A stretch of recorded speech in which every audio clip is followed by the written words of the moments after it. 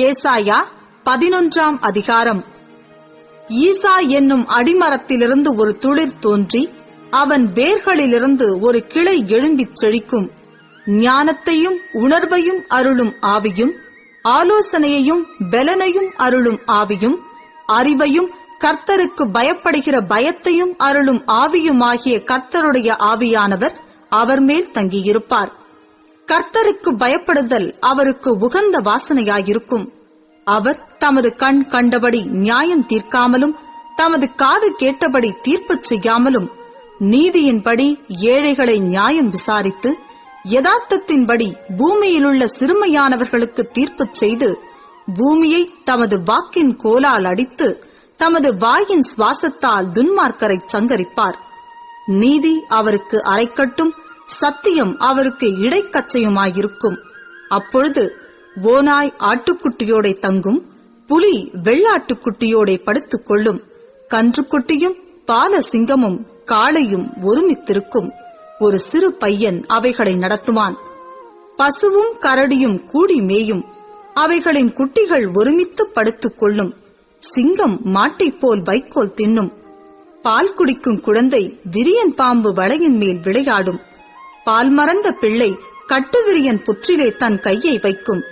என் பரிசுத்த பர்வதமெங்கும் தீங்கு செய்வாருமில்லை, கேடு செய்வாரும் இல்லை.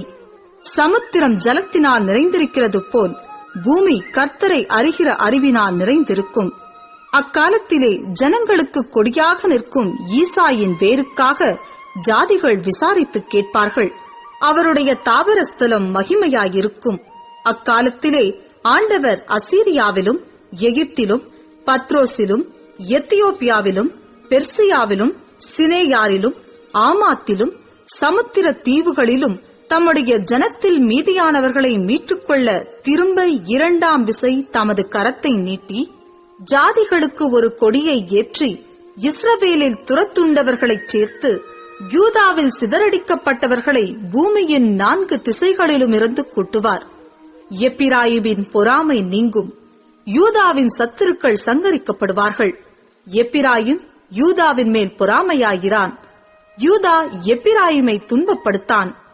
அவர்கள் இருவரும் ஏகமாய்க் கூடி மேற்கே இருக்கிற பெலிஸ்தருடைய எல்லைகளின் மேல் பாய்ந்து கீழ்த்திசையாரை கொள்ளையிட்டு ஏதோமின் மேலும் மோவாபின் மேலும் கை போடுவார்கள்.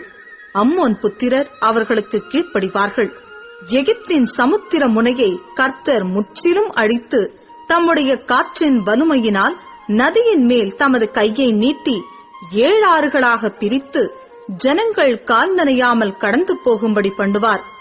இஸ்ரவேலர் எகிப்து தேசத்திலிருந்து புறப்பட்ட நாளில் அவர்களுக்கு இருந்தது போல அசீரியாவிலே அவருடைய ஜனத்தில் மீதியானவர்களுக்கு ஒரு பெரும் பாதை இருக்கும்.